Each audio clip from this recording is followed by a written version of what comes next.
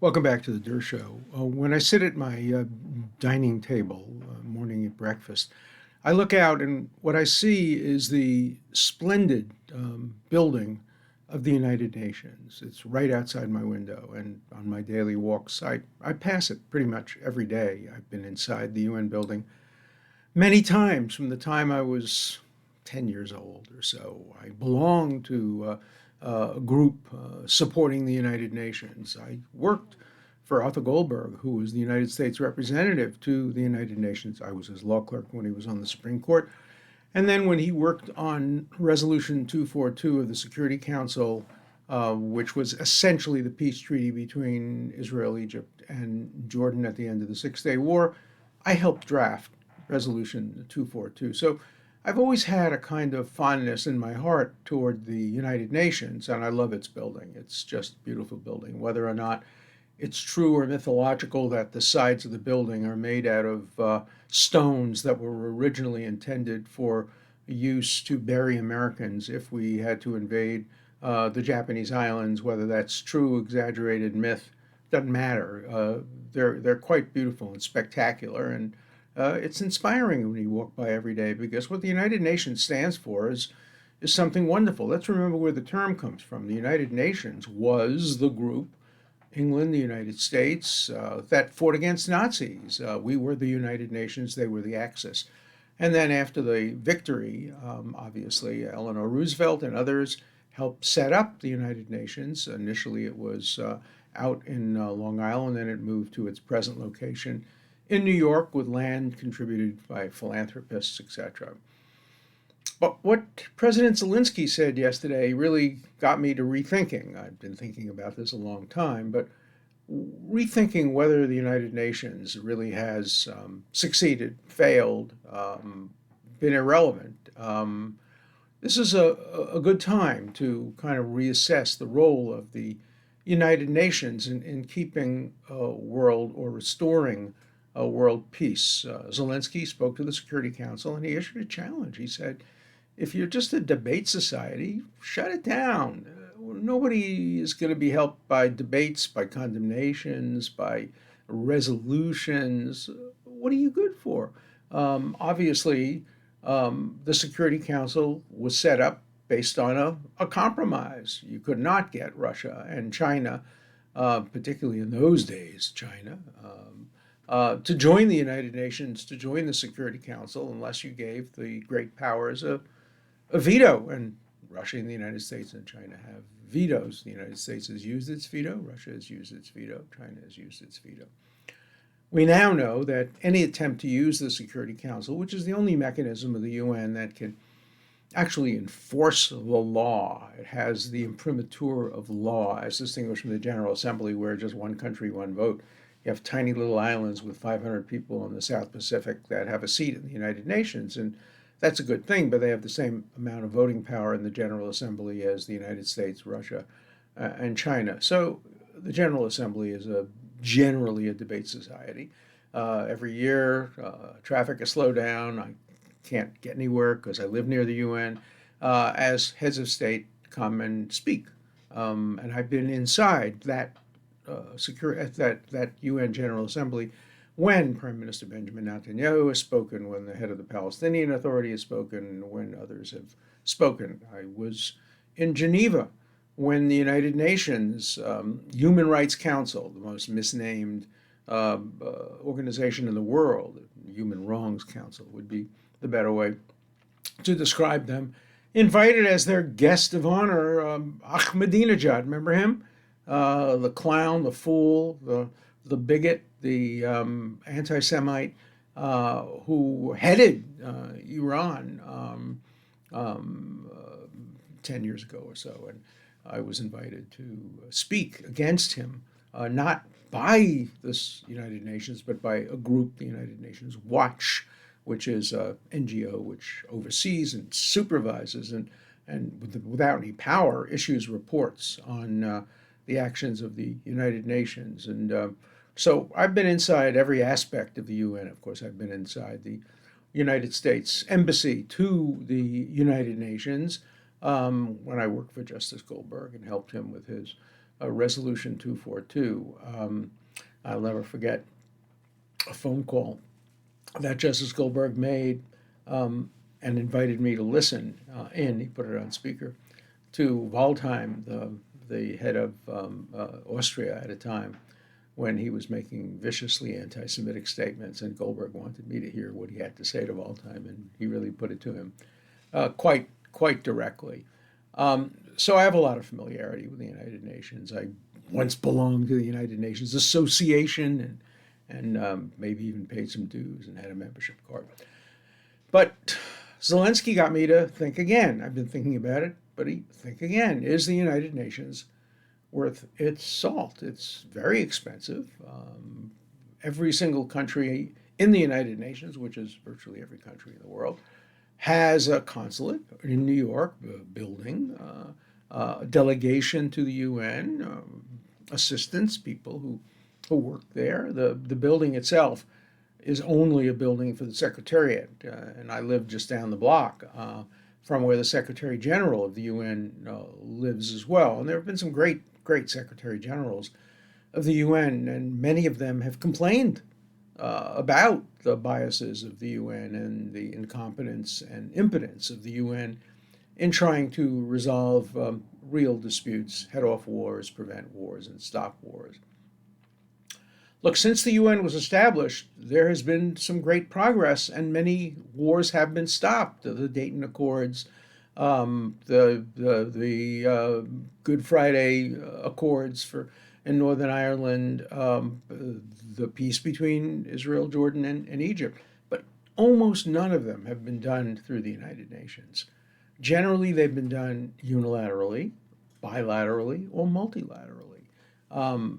Multilaterally, many nations have been involved in some of these things. I was close to some of these resolutions, particularly the ones in the Middle East, the Abraham Accords that were recently signed between several countries in the Middle East, the Camp David Accords, which Egypt made peace with Israel. I was very close to some of the people who were at that Camp David session, where I think it was President Carter got the Nobel Peace Prize for convening the session, even though basically he didn't have that much to do with the ultimate agreement. It was hammered out between Menachem Begin and Anwar Sadat. So the question is, what good has the UN done and what bad has it done? Let me start with the bad. It's done a lot of bad. It has been a megaphone for some of the worst hatred and bigotry in the world. It has invited Yasser Arafat to speak with a gun in his holster and a peace offering on the other hand. But the gun, he brought a gun into the General Assembly of the United Nations. Arafat, he also won the Nobel Peace Prize. Probably was planning a terrorist attack as he went to Stockholm to accept it. And so, as I said, Ahmadinejad, one of the most horrible dictators and bigots in the world, is invited as a guest of honor at the United Nations Council on Human Rights. That and other factors led the United States to leave the Council on Human Rights. Israel left the Council on Human Rights.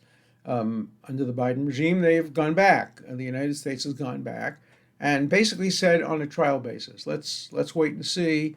Let's see what's happening. Maybe we can persuade them to stop doing what they're doing. The Council on Human Rights has condemned Israel, one little country with 8 million or so people, one tiny little country, a speck on the map of the world, condemned Israel more than all the other countries in the world combined. The Council on Human Rights has only one agenda item, which is permanent. No, it's not Russia. No, it's not China and the Uyghurs. No, it's not Cuba. No, it's not Belarus. No, it's not Iran. No, it's not any of the countries that specialize in violating human rights. The only agenda item that's permanent, there's a permanent rapporteur, a man with a horrible history of anti-Semitism and bigotry. Only Israel is the country singled out by the Council on Human Rights for special condemnation. Every single year, they issue a report. 1, Israel. 2, Israel. 3, Israel. 4, Israel. 5, Israel. I can go on 10, 20, 30. And then they'll have a little statement about what's going on in Myanmar, or what's going on in an island in the South Pacific, or what's going on in any of these other places. But they rarely, if ever, condemn Hamas, Hezbollah, Iran, any of the great perpetrators of human rights violations. So we know they've done a lot of bad. They've been a megaphone for hatred, and they've helped legitimate hatred around the world. And when you try to debate the Middle East issue on universities, for example, as I have in Holland and England and France, other places, the first question is, but the UN condemned Israel. The Council on Human Rights condemned Israel. Israel must be wrong. They didn't condemn the Palestinians. They didn't condemn Iran. They didn't condemn Egypt. They didn't condemn Jordan. They didn't condemn Qatar. They didn't condemn any of those. Only Israel. So Israel must be wrong. If they've been condemned so many times, there's no defense. And that's clearly the way in which the UN has been perceived by many people who ought to know better. Has it done good? Yeah, it's done some good in some small areas where it's managed through the good offices of the Secretary General and maybe other parts of the UN to help facilitate bringing about peace. But if you balance, on the one hand, on the other hand, if you balance and try to calibrate the good it's done and the bad it's done, Zelenskyy has a point. Would the world be better off without the United Nations?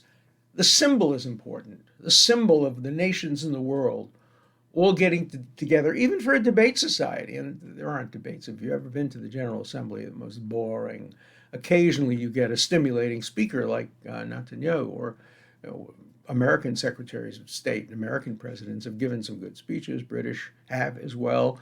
Occasionally you get a good speech. Mostly it's just people get up there and they read texts that have been written not by them or by their offices, but by the foreign ministries or the tyrants in the countries they represent.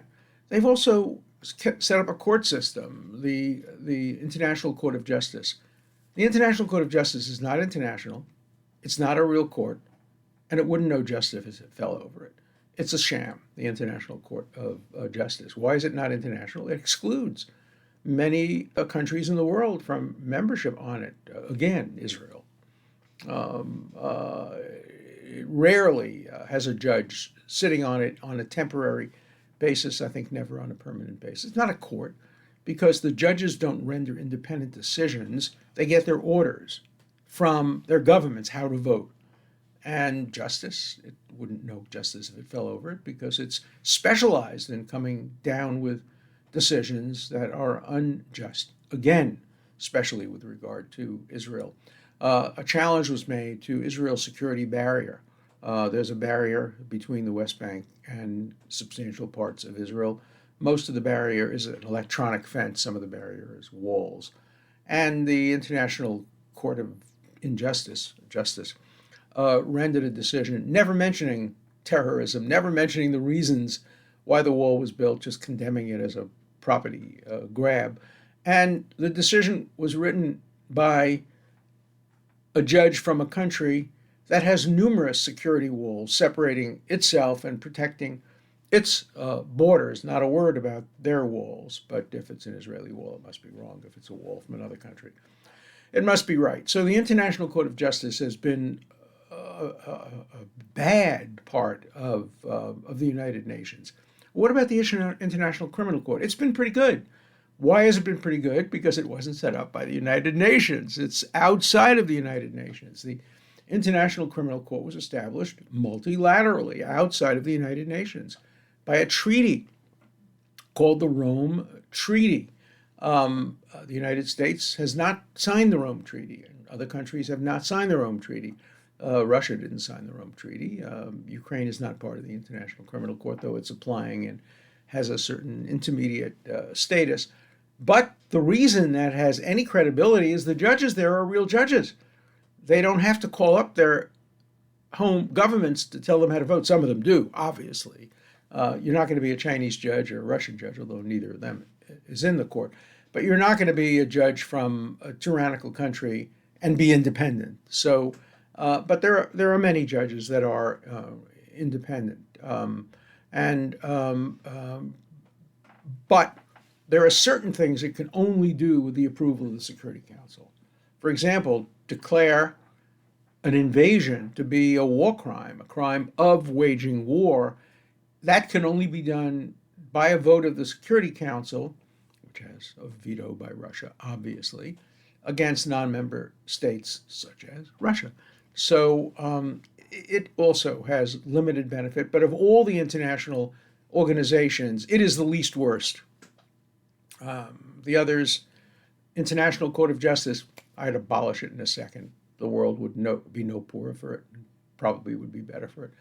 The UN itself, I think reasonable people could agree or disagree. Could you ever have an international body which didn't have veto power? Would any country, would the United States subscribe to an international organization that could compel it to do things without it having the right to say no or to veto it? I don't know. What do you think? Would you vote for admission to such an organization, the League of Nations, in the period between the First and Second World Wars? Failed. The United States, again, was not a member because it didn't want to be dictated to as to what it could do and what it could not do. It didn't want to give up its sovereignty. After all, the people who vote against the United States aren't citizens of the United States. And, if there's no taxation without representation, how do you get people from one country voting to hold another country to standards without the consent of the other country? So there are lots and lots of problems about international organizations. Ukraine has really challenged the UN. The vast, vast majority of countries in the world support Ukraine and oppose Russia. Not all. There are some countries sitting on the fence. India is probably the most prominent among them, and some countries somewhat supportive of Putin. Obviously, Belarus is just a puppet regime of Russia, but some of the very extremist right-wing regimes in Europe, Hungary, predominant among them,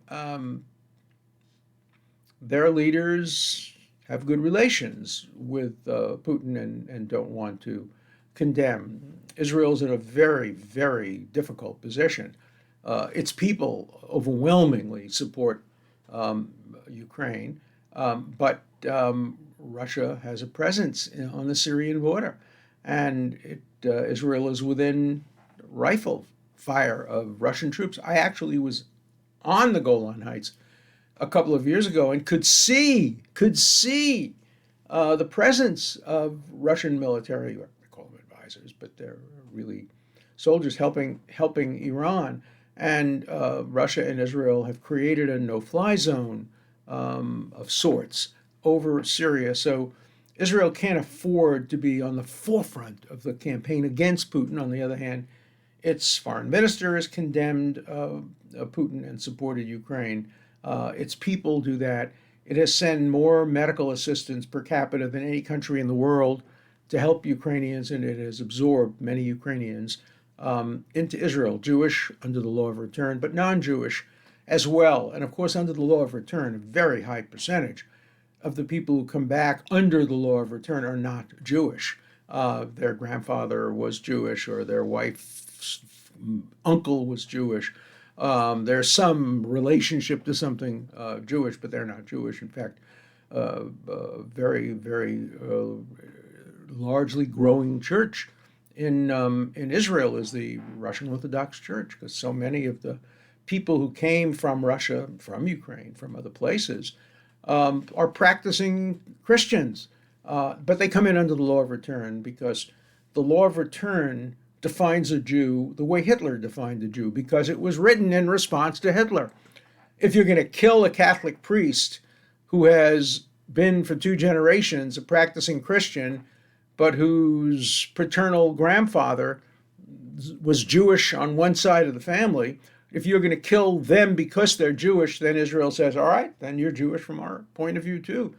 We respond to the threats. If you kill us because we're Jewish, we'll define Jew so as to be able to save you from being killed because you're a Jew. That's the reason the law of return.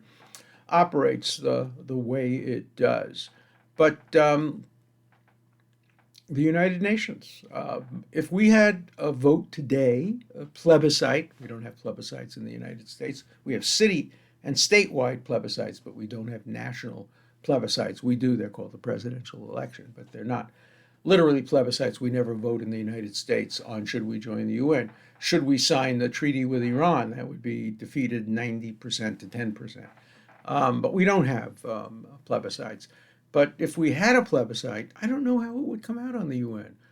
A lot of people who don't know anything about the UN say, oh my God, what a pretty building, nice. The Secretary General's a great guy. A lot of other Secretary Generals, Trygve V. Lee, and some terrific people have been Secretary Generals of the UN. So it would get some support, it would get some opposition. I'm curious, I don't know if there's ever been a poll about what Americans think of the United Nations. It would probably vary over time with what the United Nations, what have you done for us lately? So I don't know the answer to that question. But look, debate societies are important. It's important to have every point of view expressed, and that's why on the Dershow there is no censorship. I cannot believe the mail I get on Ukraine. I just cannot believe the mail I get on Ukraine. I had no idea how absurd some of my viewers and listeners are. And my wife said, don't call your listeners absurd. I'm very direct and very honest. You're absurd. Many of you write terrific letters, and probably the vast majority of you don't go online and do the comments. I wish you did. And so maybe the comments reflect the worst, the most extreme, the most paranoid, the most conspiratorial, but you would not believe the stuff that I get. Thank God for free speech. I mean, I think the letters I get is the best argument against censorship. I don't want to censor this stuff. I want to read it to let people judge these folks on their merits and demerits. Here's one. Putin is standing up against the New World Order. It's Zelenskyy who needs to be arrested, tried, and fried. Okay, let's kill Zelenskyy because Putin is the right guy. I mean, I must have gotten 100 emails along those lines. Okay, Putin tried for what? For stopping genocide? For dismantling 20 bioweapon labs? Right, I'm sure there are bioweapon labs in Ukraine, right, in your nightmares. Destroying the Nazi regiments in the Ukrainian army? Taking down the illegitimate Zelenskyy puppet regime? He won overwhelmingly, despite the fact that he's Jewish and there's rampant anti-Semitism still in parts of Ukraine. Standing against the global deep state. I have a few letters accusing me of being part of the global deep state. I don't even know what it is. This guy, Putin, should be getting the Planetary Medal of Awesome. Really? Okay. And they attach their names to this stuff. Andy Man. All right, this is Les 537. Get back to me after we hang Putin, Trudeau, Macron, Bush, Clinton, Obama, and a few others. I mean, this is an American. This is a part of the Western world who wants to hang our leaders and glorify a dictator. Okay. And then another lesson about Putin. This is from an American named Susie Q12345. Just wish Putin would take out D.C. What is she wishing for? She wants the bodies of American civilians, children, women to be strewn on the streets, having been tortured and raped in the District of Columbia? Shame on you. Okay. Here's one that doubts anything bad is going on in Ukraine. Forensics don't add up. April 1st to 3rd, everything good. Nonsense. We don't know what was going on April 1st and 3rd. The occupation was still occurring in many of these areas. April 1st and 3rd, everything good. April 4th, the massacre? So Russians murdered 300 people between midnight and 8 a.m. and dug a mass grave all in 8 hours. They had weeks in which they occupied some of these towns. Many of these people have been dead for days before April. Ballistics, bullets, shell casings, US made or Russian made? Yeah, there are shell casings. I've seen them, and they are Russian made. Why do you write these lies? Why do you insist on seeing America in the worst possible light and tyrants of Russia in the best possible light? No pools of blood with any of the bodies, like they would drop there. Yeah, you've seen the fact that there is blood around them. There's blood coming from the head. First of all, there's not a lot of blood in the head. So when you're shot in the stomach, there's a lot of blood. When you're shot in the head, there's not a lot of blood. Bodies covered in mass graves, no autopsies. Yeah, there have been autopsies, and they're continuing to have autopsies. Now the Russians are burning the bodies in portable crematorium. You'll probably say, no, those are the Ukrainians who are really doing it. They're dressed up as Russians, and probably Putin is really Zelenskyy, and he's just dressed up as Putin. Yeah, we'll believe you. No manner or cause of death. And Ukraine is crawling with reporters. Looks like they were told to stay away. What a crock. Yeah, I agree, what a crock, but I would point it at you, not at anyone else. Okay, so I talked about trying Putin in absentia. Here is the brilliant response. Can a pedophile accused by Victoria Roberts be tried in absentia? That's the answer I'd like to know. Well, let me give you the answer. Right after I was accused, I wrote an op-ed in the Wall Street Journal. I said, please put me on trial. I'll show up. I will submit to the jurisdiction of the court.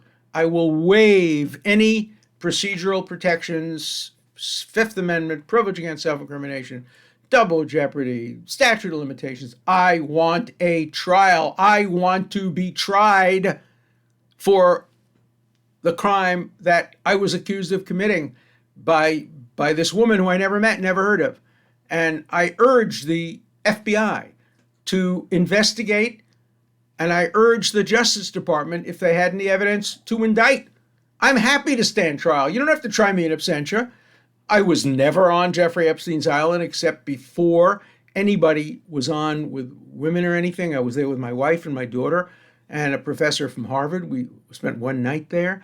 There were no young people on the island. It was years before there were any accusations or allegations. Many prominent scientists and others went to conferences there. I was never on the Lolita Express, and that's proved by the manifests of the airplanes. But, it's just like the Ukraine. You don't like me, so you have to assume I must be guilty of something that I never met anybody. And I've been trying to depose this woman for years, and she's been trying to evade it for years. And I immediately submitted to a deposition. I volunteered to be deposed. Under oath, I waived the statute of limitations for criminal charges. I did everything that anybody would do if they were absolutely innocent. I stated from the first day, no pictures, no witnesses, nothing. How did I know that? I had to know that because it didn't happen. If it didn't happen, there couldn't be pictures, and there couldn't be witnesses, and there couldn't be corroborating evidence. If a person is guilty, they don't say that because they don't know what the evidence might be. So enough. What do you have to do to prove your innocence in this society? Submit yourself to a trial, not in absentia. I'm happy to be put on trial. Okay. Let's see. Do we have any more? Do we have any live questions? Yeah, a lot like the ones that you're reading now. How do you explain this? I mean, there are some others, obviously, too. Here's one. Question for Mr. Dershowitz. Thank you for taking the time to make these videos. A great public service is much needed time. I have a question. If the United States or other Western governments are forcing COVID vaccines or any other experimental procedures, is this prosecutable by the Nuremberg Convention and the Helsinki Declaration? I've taken biomedical ethics classes, etc., for undergraduate education. My father is a part ethnic Russian Jew, and I worked in... let me be very clear.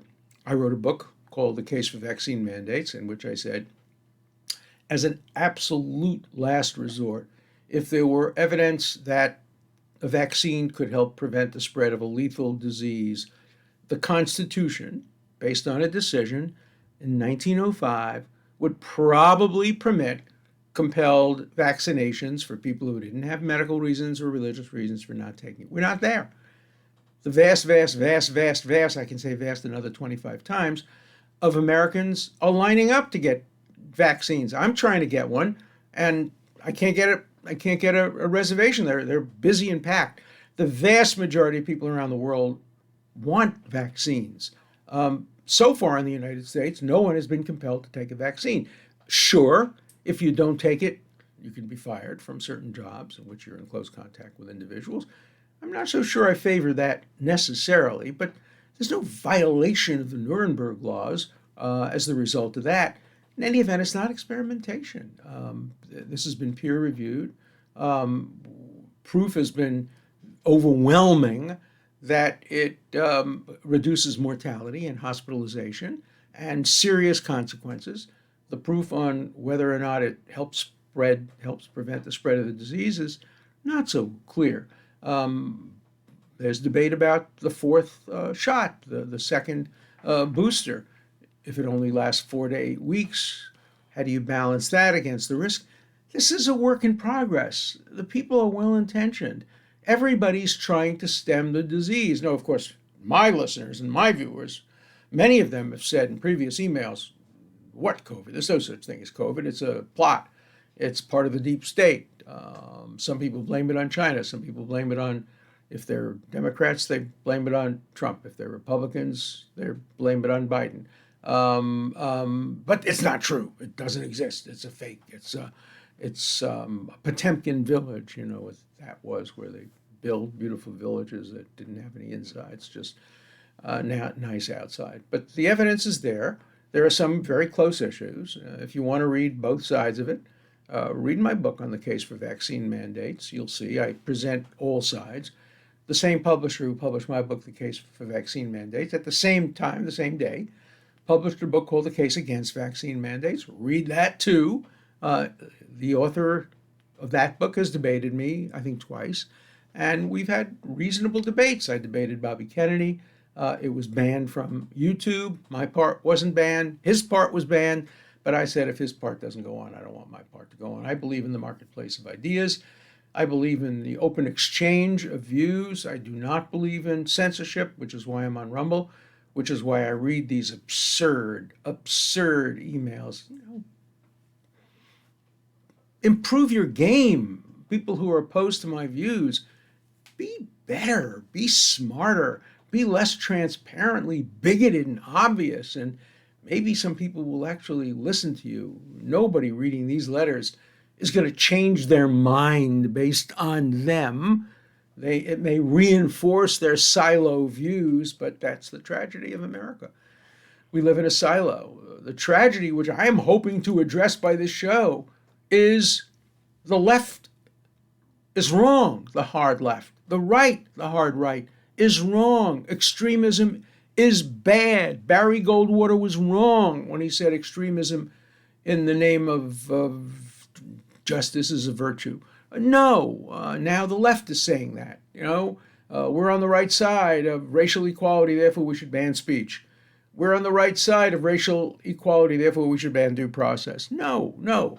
I'm anti-extreme. I'm anti-extreme left. I'm anti-extreme right.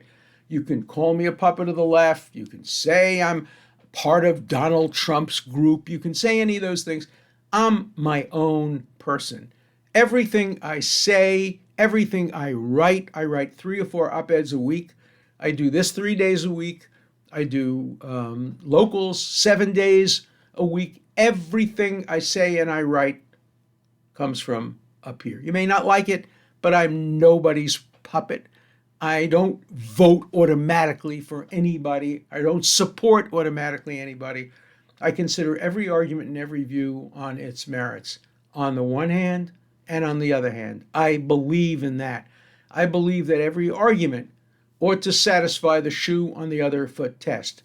Make that argument in favor of a view you oppose and see if it still stands up. If it doesn't pass that test, it's not an argument worthy of consideration. Emerson was wrong when he said consistency, he said a foolish consistency, is the hobgoblin of small minds. Consistency and principle are important constraints on extremism. So I'm going to stick to my principles. I'm going to stick to my arguments against extremism. I'm going to read your letters and rebut them and hope to get more and better letters. Thanks. See you next week.